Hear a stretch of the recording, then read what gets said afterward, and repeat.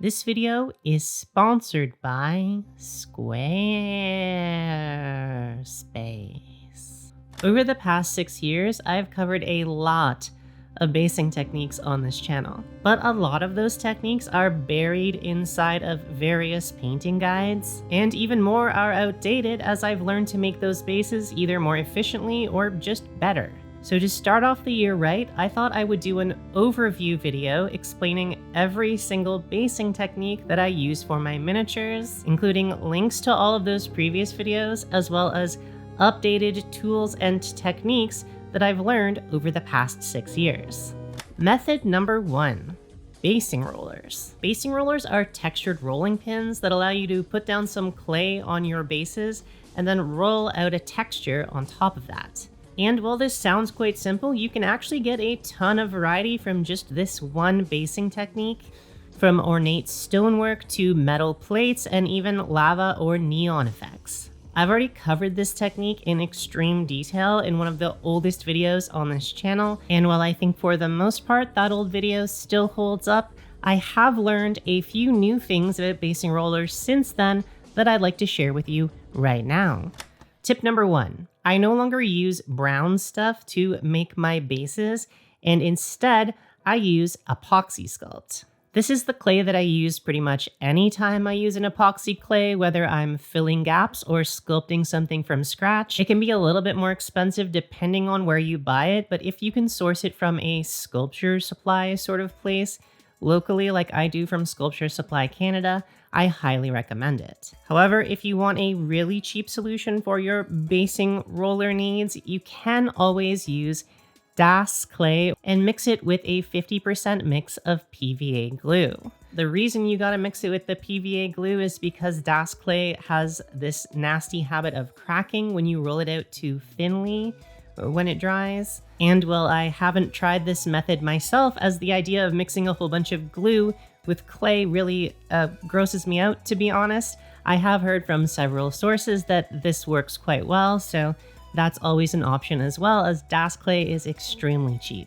Tip number 2. Since I made that video over 5 years ago, the amount of different basing rollers available from all kinds of different companies has greatly increased, especially with the popularity of 3D printing. But the one thing you do have to be aware of when you're using a lot of these basing rollers is a lot of them have these layer lines, presumably because of the 3D printing process, but there's an easy way to fix this. If you want to avoid the layer lines, all you have to do is wait until the bases are almost dry and then run a damp gloved finger over top of it, and you can easily smooth out all of those basing lines super easily.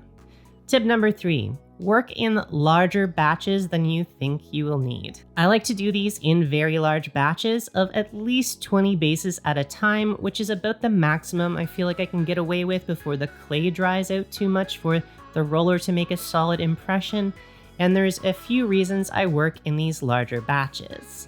Number 1, it's a sort of messy process, so you probably want to get as many of these done at a time as you can. But number 2, perhaps more importantly, when using these basing rollers, you're gonna get a lot of failed bases. I feel like at least there's like a 20% margin of failure, so it's always good to make a few extra, I feel. And number 3, it's just always useful to have a few extra pieces of textured flooring lying around, so I always like to make sure I have a few of these extra bases, whether I waste one on a test paint or I want to use some on a related piece of terrain or a related model. It's just always good to have a few more than you think you will need.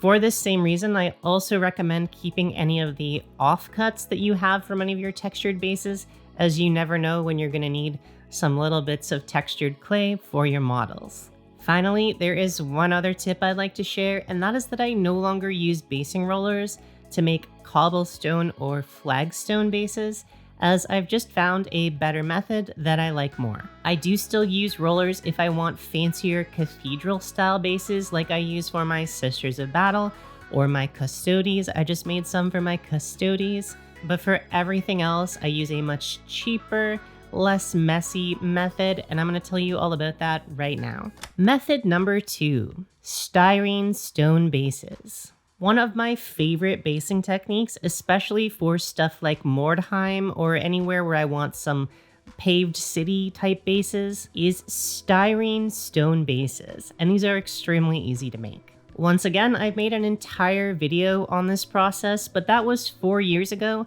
and I've almost completely changed my method since then, so that's one of the big reasons I wanted to make this video. In my original video, I used untextured styrene sheets, which does work quite well, but it can be extremely tedious to cut out each stone by hand, and then they also look quite flat unless you spend a lot of time carving down the edges of each stone at the end. My new method is a lot easier, requires a lot less cutting, and comes with some built-in beveling for all of your stones. And that is to use pre-textured plastic card, specifically these ones that come pre-textured as little square tiles. This stuff is useful for a ton of projects, not just basing, but the reason that I like it for flagstone bases is that it's essentially pre-perforated for you.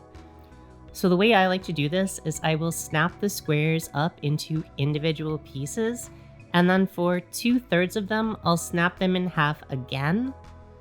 And then for half of the ones that I just snapped in half, I will cut them again in half, giving us 3 sizes of stone panels. I will then glue these down onto the bases using either plastic glue or sprue glue. I think sprue glue can look especially nice as it kind of gives this uneven grouted stone look, but if you do want deeper recesses, you can always just use plain plastic glue for this, or even super glue if you don't have plastic glue. Once these have fully dried, you can either leave them like this with the overhang if you like that look, but typically I like to clip off the edges. And you will notice also that because of the pre-textured styrene, most of the stones already have this sort of rounded off pre-beveled look. I still like to rough up a few of the stones using my hobby knife for variety, but I do think that using the tiled styrene is definitely the way to go if you want to make something like this using styrene, and you can even buy the styrene in a variety of different patterns and sizes. Also, if you want to save a little bit of money and time, or if you just want to add a little bit of variety, you can do half the base as regular stone and rock and half of it as the cobblestones. Or you could even use these same tiles to add some extra interest on top of your basing roller bases, or to fill in some of the spots where the rollers didn't make a deep enough impression. Another thing I should note is that when making these cobblestone bases, make sure to keep all of the scraps and offcuts. For me personally, I like to use any of the more substantial scrap pieces to make smaller stones, just reuse them on more bases. And for anything smaller than that, I will add it to my junkyard basing mixture. But before we talk about junkyard bases, I first want to tell you about this video's sponsor, Squarespace. Squarespace is the all-in-one website and hosting platform for all of your website needs. And it's extremely easy to use. Just pick from one of their beautifully designed pre-made templates, or you can build your own template from scratch, and then you can customize things to your heart's content using their extremely intuitive drag and drop fluid engine. No coding or technical knowledge required. I've been using my current Squarespace site to host a gallery of my painted miniatures, all of my painting reference documents, as well as an online store, which has been super easy to set up, maintain, accepts a variety of different payment options, and you can sell anything you want on there basically, from physical items, digital items, memberships, probably more stuff I'm not thinking of. So if you need a website, why not check out squarespace.com today for a free trial. And then when you're ready to launch, go to squarespace.com/Dana Howell for 10% off your very first purchase of a website or domain. And now back to our video. Method number 3, junkyard basing. Junkyard bases are one of the fastest and easiest, but I think also one of the most useful types of bases that I know how to make. And it's also a great way to use up any leftover bits from other projects. This is the exact basing scheme I used for my orc army, so I tend to make a lot of these. But I also think they would work pretty well for any sort of post-apocalyptic or sci-fi army or game you might be playing. Start by gathering up any spare bits of extra plastic or metal you have lying around, especially stuff with interesting textures. I tend to use just whatever I have on hand, offcuts from previous projects, but some of the most common things I use are pill container foil, zip ties, beads, floral wire, any interesting bits of sprue, or offcuts of plastic card. I will then cut everything up into interesting sized pieces and glue them all down in a random fashion using super glue, making sure each base is a little bit different than the one before it. For small bases, I use about 1 or 2 pieces of junk, and for larger bases, I will use a few more. For orcs specifically, I like to cut up styrene into these sorts of little spiky bits that I tend to associate with orc architecture and vehicles. And for pieces that lack texture, I will use my pin vise to drill holes in them to replicate rivets or even pipes in the case of these rounded parts that you often find on sprues. Once we have enough scrap glued down, I like to trim the edges of the bases, cover the entire thing with PVA glue, and then sprinkle sand on the whole base to finish it off. You can just use regular sand for this, but like I said before, I like to create a sort of junkyard basing mix using sand and a few little scraps and pieces that are too small to use for anything else. And this sort of speeds up the junkyard basing a little bit versus putting every single piece on by hand. You can then paint these however you want. For my orcs, I do a sort of gradient. I'll link the video to how I paint my basic orcs down in the description if you're interested. But if you want a more classic wasteland look, you could always paint things in brown and rusty metal, some metallics, add a dirty wash over top of it, and then a dry brush, and I think that would look pretty good as well. I sometimes also like to use all of these same techniques and materials, but without the sand, to create more of a sci-fi cyberpunk looking base like I've done for several of my Infinity models. But do you know what potentially could also go on for Infinity? That's right, it's method number 4, woodland bases. These are the bases that I used most recently on my Dark Angels, and while they are a pretty simple woodland kind of vibe, I surprisingly have a lot to say, a lot of tips and tricks about making bases this way. My first tip is, instead of buying foliage or sand in different colors based on what color you want the bases to be, just focus on accumulating interesting textures. You can then add all of the foliage onto the model before you even prime anything. To do this, I like to use either basing paste or wall spackling compound. Really, anything sticky enough that adds a bit of mass to the bases and that I can embed rocks, wood, and foliage into. And then once this is dry, I will just paint the colors that I want onto the bases, including all of the foliage as I paint the rest of the model. And while I know this may seem kind of backwards to some of you who base your models after you paint them, there's actually a lot of advantages to doing it this way. Number 1, if your foliage has a hard coat of primer on top of it, it's going to be a lot more rigid and it's going to last longer on that base through multiple sessions of play instead of just falling off, as I've often found a lot of my leaves and little foliage does as I'm playing with those models if I don't use this technique. In fact, if you want an extra coat of rigidity to your foliage and really make sure it doesn't fall off, you can even apply a coat of Mod Podge mixed with black paint on top of all the foliage and sand for extra rigidity before priming them.